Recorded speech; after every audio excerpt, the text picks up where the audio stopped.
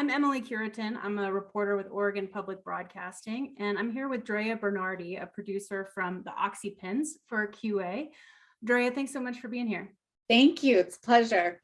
So I was riveted watching this film last night, riveted and enraged, I have to say. And I'm a reporter who's covered various aspects of the opioid crisis, and I never quite heard this angle before. What has happened since this film came out, if anything? Are there any updates before we jump into the film itself? Well, there are a lot of updates on the Purdue Pharma front, right? So Purdue Pharma, they're the manufacturers at the top of our pyramid. They exist. They make the Oxy. They market the Oxy. We focus on the distributors, which are down here.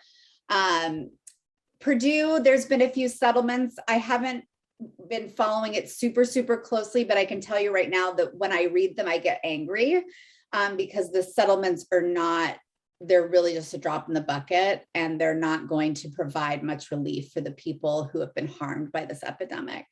Today, there was some exciting news out of Ohio. So they're starting in Cleveland, one of the lawsuits against the distributors. So I think Walgreens is up. There's another distributor that we didn't cover in our film out of Ohio that's more of a local distributor. Really interesting reading on NPR about, what they're saying, the distributors are saying, which is, oh, well, we just deliver the drugs, we just distribute them, the pharmacists, there's a doctor involved, so they're not writing the scripts, and really just trying to pass the blame onto somebody else and really just not take any responsibility or be accountable for their part. Has the Nevada case moved forward in any meaningful way? So it's interesting. It hasn't. COVID kind of put a whole kind of pause on what was happening over there. And then I think this case in Ohio is also creating some pauses in what's happening. I believe we're preparing to go, and please, this is all just like, don't quote me and say that Drea Bernardi said that this is happening, because it's all it's a moving target, but I think we're looking to go to trial in November. We're prepping here in Vegas for the Nevada trial. That said, again, this trial in Ohio is really going to set the stage for the rest of these. And I believe this trial, again, and there's so much reporting and it's so confusing. The MDL, which is a multi-district legislation, is what's happening out of Ohio. And that's where a bunch of districts got together to sue. Nevada is not a part of that, it's separate. And I'm hoping that we're staying separate, although I haven't checked in with the lawyers to see where their heads are at on that. We have a call on the books in 2 weeks, so I'll know more then. How did you get the lawyers to basically open up their pending investigation, their legal strategy to you in the midst of lawsuits? So Mike Papantonio is just a hero. If you're a documentary film nerd, you've probably seen him before. In fact, he was just on John Oliver last night, it's Sunday night. John Oliver did a story about PCFs, which is the Teflon case. And Mike Papantonio was a big part of The Devil We Know, the documentary that was out. And he did a lot of the backstory also for that awesome Mark Ruffalo film. But so Mike has been a fan of the Young Turks for a very long time. And he also has a broadcast. He broadcasts out of his law studio in Pensacola, Florida. He has a show. He's known as America's Lawyer. Is that what we're seeing in the film when he's in that very Yeah. So that was actually a radio program. He's Sam Cedar, who broadcasts out of New York, was interviewing him for his radio program. I believe it's called Ring of Fire. But anyways, yes, he has that studio and he broadcasts from, there's actually another studio set up close by. I mean, it's crazy what he has going on there. It's like a whole floor. So he's really in tune with media, and he knows that media helps move these stories. And so he had talked to some folks at the Young Turks years ago. I mean, I saw some emails that were dating back to 2015, and he was like, guys, you got to do a story. You got to talk about this. This is real. There's a doc here. And when I joined the company in 2018, somebody said to me, you know, we have this lawyer down in Florida, and we want to do this thing, and there's this story, and you should go investigate. And so that's what ended up happening. And I'll tell you, like, in that time, in the 2 years that we worked on this film, so many other films have come out about it, and I feel like we're a little bit late to the game. That said, I do believe that our film really has a different angle, and we worked really hard to like lean into the types of stories that kind of fit together with these distributors, the illegal distributors. Well, it strikes me that you show characters who are connected to each other in this, you know, and I'm curious about your sourcing. How did you get these people? How did you find these people, and how did you get them to talk to you? So Brendan Fitzgerald, our director, and I had a cup of coffee back in spring 2018, and I was like, listen, we have this idea, we have this access. And he was telling me about an idea that he had around the Sacklers. And I was like, listen, don't tell me anymore. If you're interested in doing this, let's talk about it. He left that breakfast and then went to a guy's motorcycle shop to hang out, because that's a thing in Brooklyn. I guess it's a thing everywhere. People hang out in motorcycle shops. And so he was like telling them about what was going on. And one of the guys was like, oh, you got to meet my friend Alex. You know, and that's how it started. I mean, it was really just one of these kind of like, you know, serendipitous moments. Y'all introduced Alex to Mike Papantonio. That wasn't contrived in any way. We had a relationship with Mike Papantonio, and Mike was talking to us about what was going on with the case and what he needed for his deposition. And so you use the word contrived. We didn't do it for the film. He asked us if he could meet Alex, and we said yes. And it was nice that worked out for the story. Yeah, no, I guess contrive is a bit harsh. I meant because we open with Alex and then we go to Mike, and it's like, well, I wondered if everything was sourced through Mike Papantonio. So no, it wasn't. So Brendan Brendan comes from Vice, and so he's really he's been in the trenches with guys like that for a long time. And, you know, we both have personal connections to the story and have had lots of loss. And I personally had loss in my life, Brendan also. And so there was a lot of, you know, heartstring connections to the story, but then it was really one of those moments where we had the lawyers and we wanted to do something with the lawyers. And we had done the scene with, where he talks about the chip pyramid that I mentioned, right? So that we're up here and we've got the Purdue Pharma, and then we have the distributors. When we filmed that scene, we realized that this Alex story was like connected, right? We put the stories together. So it was just kind of this like, you know, fireworks as you go along the process of like, how are we discovering this? And like, oh, that moment happened. Let's talk about that. So. Were there any other, I mean, I was going to ask you what surprised you most in the film, or, you know, in producing and reporting the film. That just strikes me as an amazing coincidence to walk into a motorcycle shop and then find your kind of chief storyteller and guide. Were there any other kind of amazing surprises out of this very dark story that you're telling? I mean, I have very strong memories of being under Carol's desk during a legal researcher. Carol is, I mean, I am obsessed with her. I'm meeting them in Vegas. That's why I have a meetup with the lawyers in Vegas in a couple of weekends, and Carol will be there. And I'm so excited because she is just this incredible human being. And yeah, I mean, she's brilliant. Anyways, she did all this research and I'm under her desk and she's reading us these emails. And I think for me, that was one of the moments when I was like, oh, we have a movie. Like this is a movie, like this is a film. Like this is the story. This, like these guys that are going out, this, you know, these sales reps, these people that are just like, we got to get through.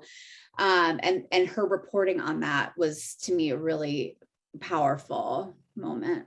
Did you realize going into it that there had been these settlement agreements enforcing the secrecy around the documents that will become, I mean, so revelatory, I think, if they ever get out? And some of them have come out. I mean, the Washington Post has done some really excellent reporting on the documents as they've been revealed. I did know about, I mean, that came out really early on in our conversations with Papantonio, and that's where the outrage starts to really come in, right? So you're outraged about an epidemic. You've lost friends, you've lost lives, you've seen this happen all across the country, right? And then you meet this person and he says, oh yeah, they've known about it forever. And it's all on lock, and they just keep doing these settlements and with deals with the DAs, and then we don't hear about it. And the deals that they're doing are so small. I mean, I think one of the deals he told me about was like $12 million, and I was like, what? Like we're talking about billions and billions and billions of dollars of taxpayer money have gone to this epidemic, and you have a DA in a town that's going to settle for $12 million because they're going to run for office, or they're going to, and it becomes this thing where you're like, the system is broken, like just beyond repair. And did the distributors, the manufacturers, threaten you at any point during this as you were reaching out to them?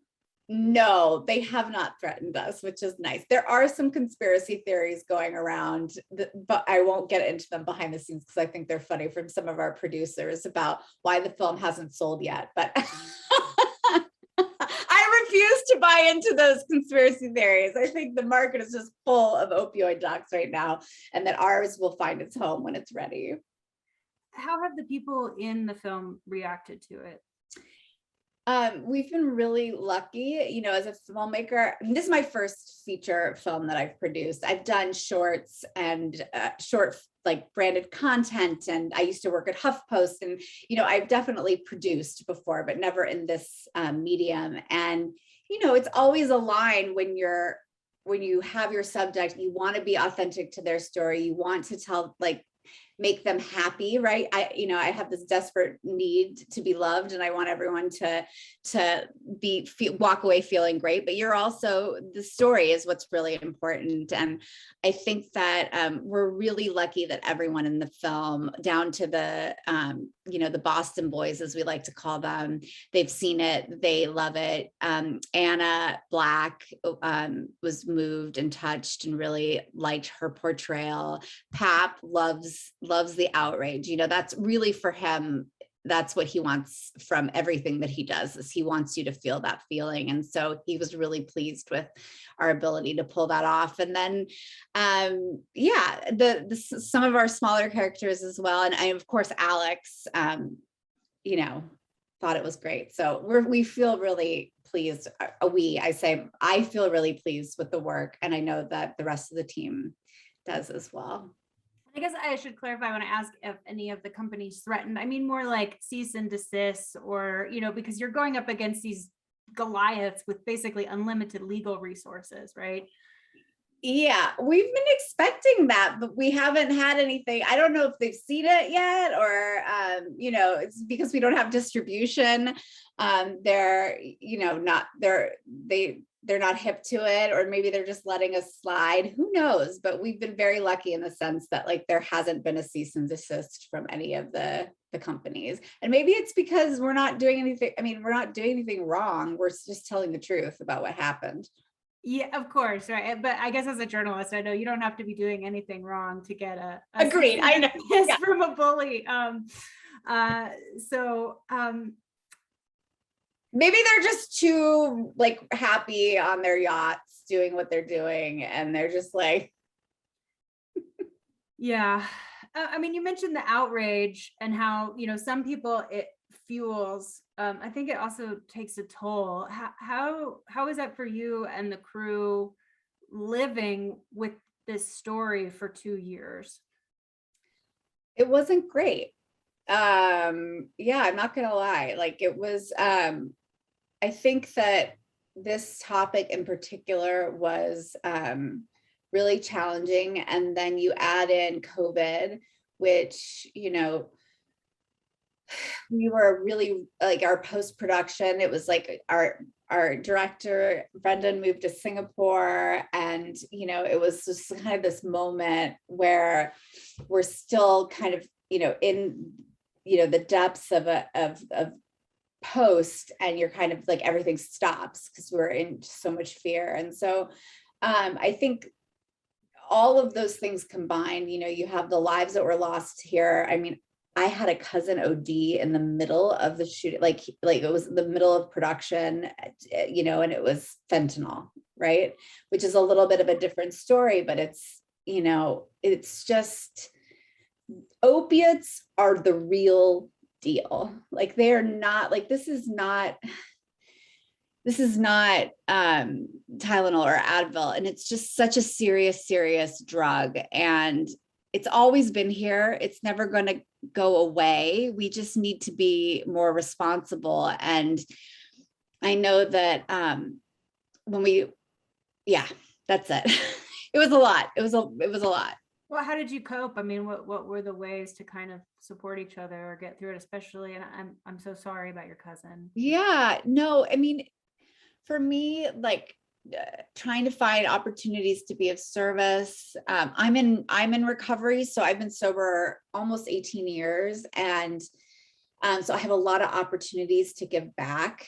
And so I try to focus on that aspect of my life. I mean, I'm a big proponent of therapy and medication, like the good kind, and really like just trying to be kind to each other, and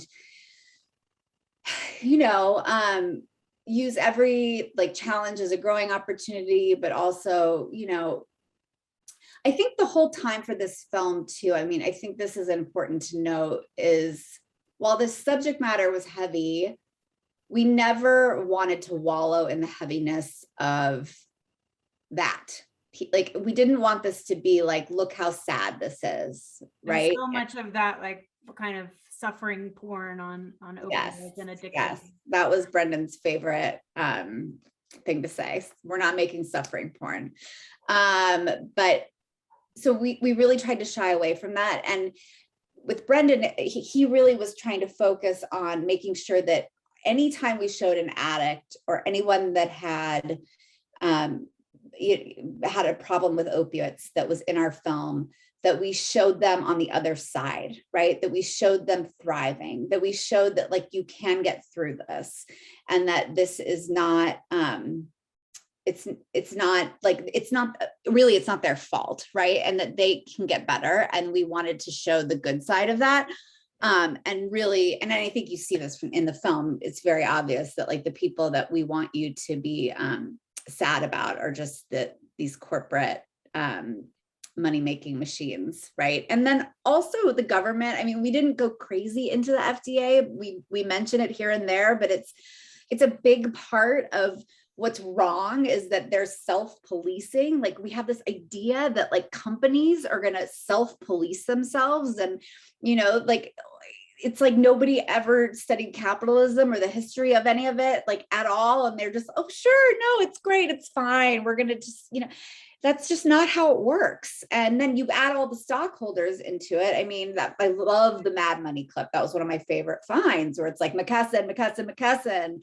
And you're like, yes, people are buying the stock. They're beholden to the stockholders. You might have stock in McKesson. I might have stock in McKesson. Like, our numbers are going up on our spreadsheets. Yay, we're all winners, right? And, we're having this conversation the day after the Facebook leak happened and we had 60 Minutes, and we're talking about companies that are putting profits over people over and over and over again, and just turning the other way and saying, oh, it's not our problem, right? That's not us, it's somebody else.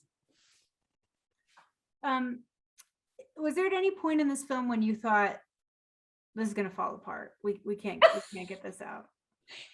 Yeah, like every day. And then, I mean, was there a moment that changed where you were like, or was it just all the way to the end where you're like, okay? It was pretty much to the end. I mean, listen, I don't know if this is everyone, but I have so much respect for other filmmakers now after this process, I feel like every single movie that's ever been made is a miracle. I mean, I was a part of, you know, like we had the idea, we had the sources, I had to find the money, right? That's what we talk about, is like that. Then you have to find the money, and then you find the people, and then you make the movie, and everybody, there are different, you know, points of view. And so this person with the money might want you to make one, you know, it's just wild. And so I had a lot of moments where I was like, this is never going to get finished.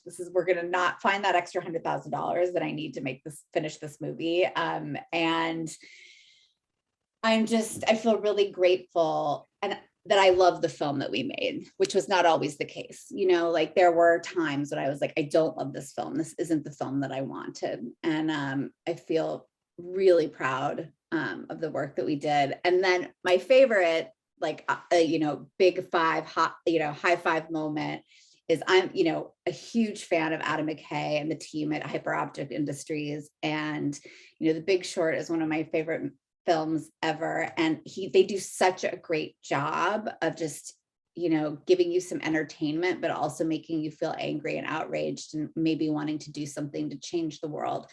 And the fact that he watched the film and came on as an EP was like, all right, we're done. This is it. I'm done. I can die now. This is great. Well, I hope you live to make Yeah, thank you, me too. Kind of rounding this out, Ubiquitous, what didn't make it into the film that was fascinating or important? I mean, you mentioned the FDA's role and the kind of government accountability that we're not seeing. I think we put all of the meat and potatoes of this story. I mean, we could have gone, Brendan, he's almost like a beautiful mind. There's like so much going on in there. And he was really into the details. And this was one of our director. Yes. And this is where we kind of butt heads. I was like, nobody understands what you're talking about because they haven't read all those things, and we don't have all of those things, and we need to finish the movie. You know, as the producer, it was like, we have to tell the story, but we cannot go like follow the FDA and do all those things. We just didn't have the budget or the resources, which was disappointing, right? And I hate that that's a part of every single movie that I've ever, you know, been a part of or heard about. It's that sometimes those things, most of the time, dictate what's going to happen and where you fall. So sadly, we didn't get to go into really like exploring the government's involvement, you know, and have that be another line in a character. What's on the cutting room floor that I really wanted to be in the film that just didn't make any sense for the movie was there was a scene that we filmed with Mike Papantonio. And I like, for me, the kinds of films that I love are, you know, really strong character verite films. And so we had this scene where we went to his hometown where he grew up. And one of the things that's interesting about Mike is that he came from nothing. Like his parents were not around. They basically dropped him off at a friend's house. Like he was like living on his own in this small town in the middle of nowhere, Florida. And he couch surfed through high school, right? And got A+. And he tells these stories about how he would be at one friend's house and he could tell that like the parents were starting to realize that he was there a lot, you know, and he'd have to like go over to another friend's house.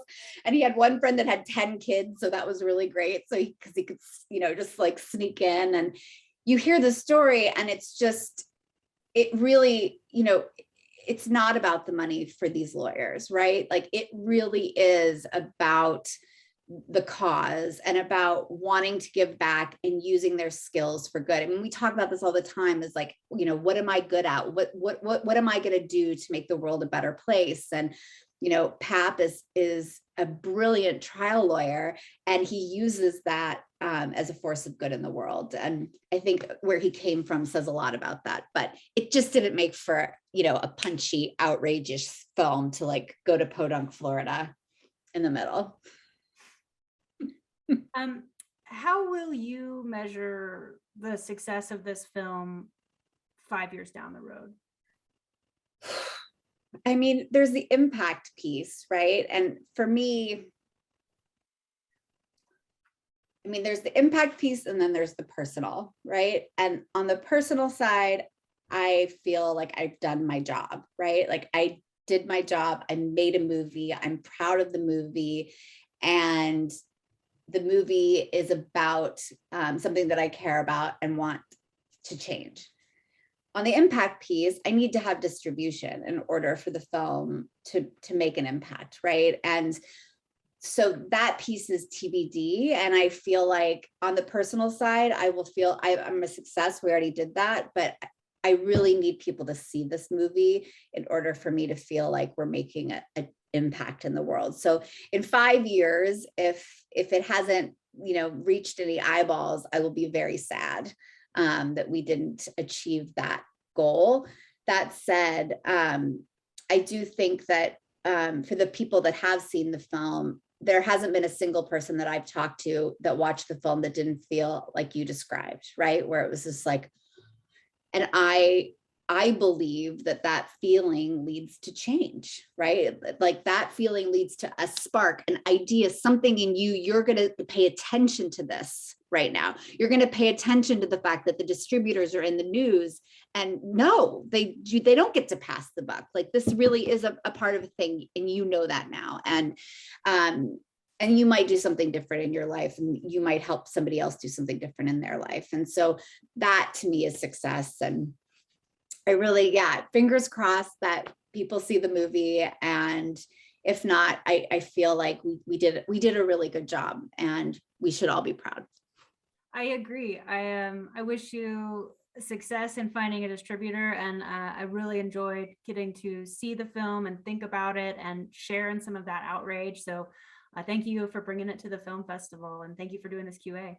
Emily, so nice to meet you. I'm really grateful for this opportunity. And Bend Film Festival has been so incredible to work with. Everyone is so on top of their game. And I'm very sad that we're not there in person, because I went to Sisters, Oregon for the first time this summer, and I was just enthralled.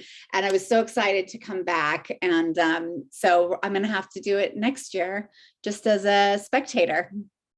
I can't wait for you to come back next year as a spectator, or hopefully we'll see you again in person with your next project. I hope so too.